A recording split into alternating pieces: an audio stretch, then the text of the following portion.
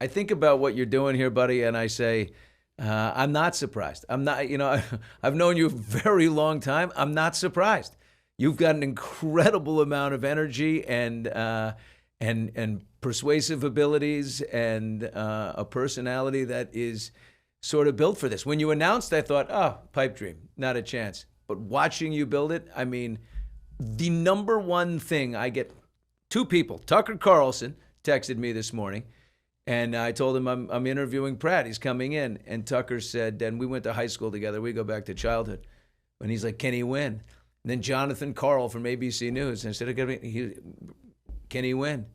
I said, he absolutely can win. And I don't think they know what to do with him. And I think he's, that unicorn that had to come in to fix something so entrenched that it took a unicorn to do.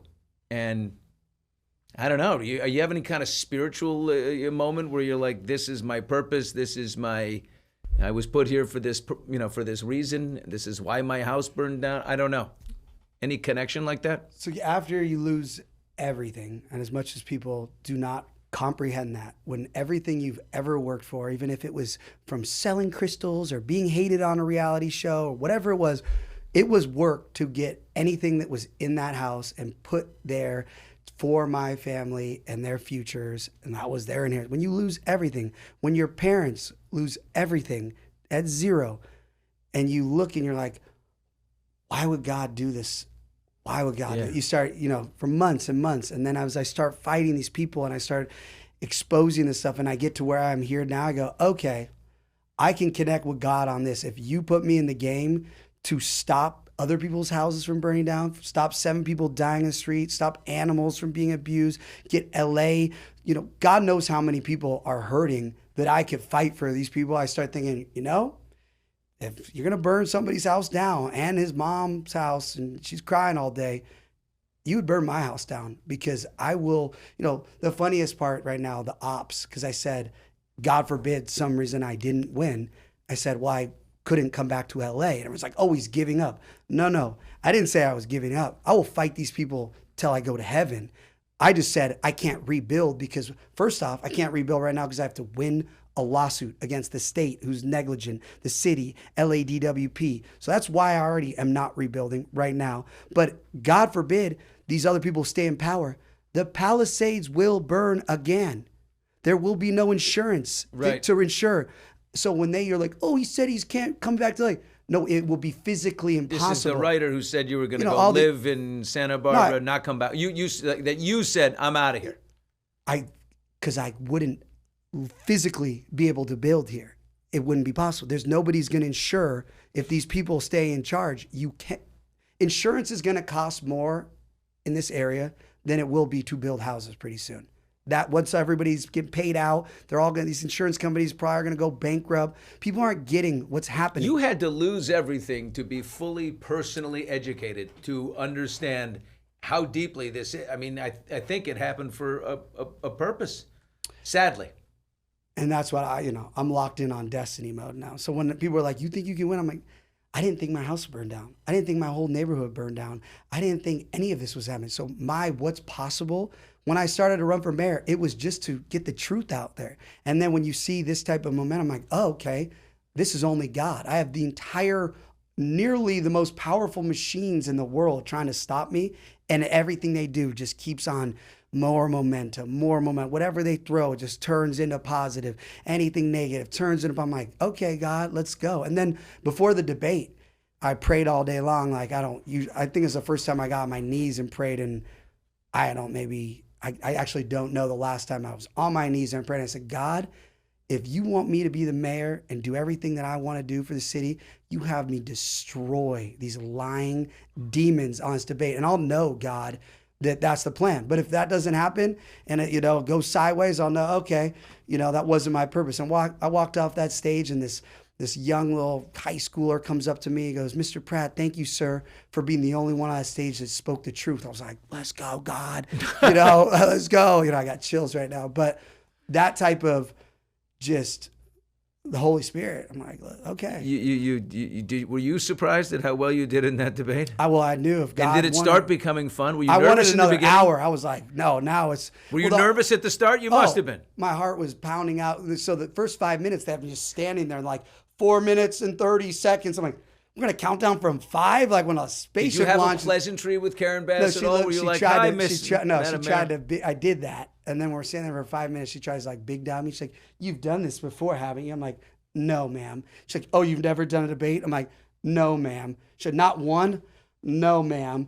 "Not even in university?" "No, ma'am." "Really? No debate ever? First one?" Just, About to torch you as a rookie. Just sit tight. Get ready, lady. One other issue that's popped up is is the animal advocacy people of Los Angeles. You've been posting heavily about abuse and neglect of dogs and things on Skid Row and around Los Angeles, rallies and social media videos, all this stuff. This girl, Rebecca Corey, who founded the Stand Up for Pits Foundation, she's also criticized LA leadership over that. How big of an issue is that for you? Well, the critics will say he never cared about the animals, or the critics will say he never cared about anything till his house burned. You're right. I was locked in on just being a dad, feeding hummingbirds, and selling crystals. But once I lost everything and I saw what's out there, the blinders, again, I didn't know dogs were being literally abused, neglect, tortured on the streets of LA. I didn't know that our no-kill shelters in LA City are not no-kill. Thousands of dogs are being killed. So if you don't know things, of course you're not going to be talking about it. And now they're like, oh, he's just doing this to get elected. No, when I'm mayor, you'll know exactly why I'm doing it, because we're going to stop this. And all these people that are the rescue people, I'm going to bring them in and make sure they're in charge of making sure all this stops. And it goes back to with the stuff that's happening on the sidewalks, enforcing laws. How are you going to stop it, Spencer? You enforce all the laws. Yeah. It's that simple. They're existing. They're all. I don't have to make a new law to be the most successful mayor in the history of LA. They're all there. None of them are enforced. Look at Mayor Lurie in San Francisco. He's had so much success, no experience running a city, none. What did he start doing in San Francisco? Enforcing laws. And San Francisco is coming back. People that I talk to that are living there, investing there, it's coming back. When you enforce laws and you make the city safe, clean, and functioning, it comes back to life. But right now, we let people torture and abuse animals in Cyrock because, ready for this? It's culturally insensitive to go after people without an address. That's from Stacey Danes, whatever, who's running. That's you. You're a man without an address.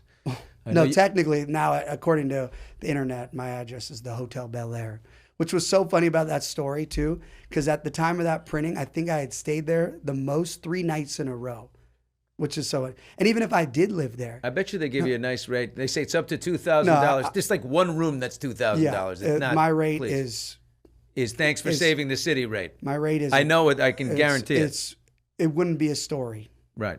So I'm very thankful. I know you got to go. Your busy schedule. The post that you made about it wasn't your desire or wanting to be, like, I didn't set out to be married to Heidi or married to anyone. I had to be married to Heidi. It's like one of the most endearing things I've ever heard a man say about a woman.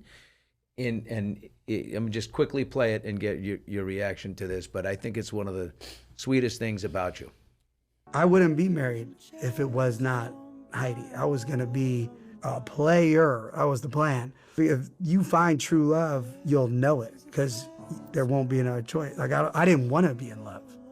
Like, I wasn't seeking out, like, I didn't want to get married and have kids. That was not the plan.